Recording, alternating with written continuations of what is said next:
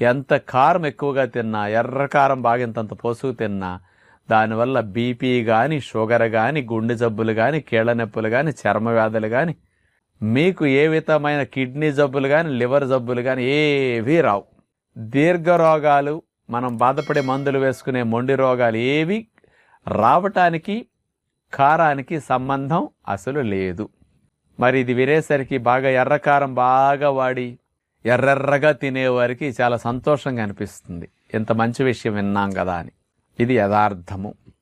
అసలు కారానికి జబ్బులు కలిగించే గుణం అట్లాంటిది లేదండి. ఎర్రకారం ఎక్కువగా వాడటం వల్ల ఇబ్బంది ఏమిటంటే మంటగా ఉంటుంది కదా నోట్లో పెట్టుకునేసరికి. వాళ్ళకి కొన్ని రోజులు తినేసరికి ఆ మంట అలవాటు అయిపోతుంది.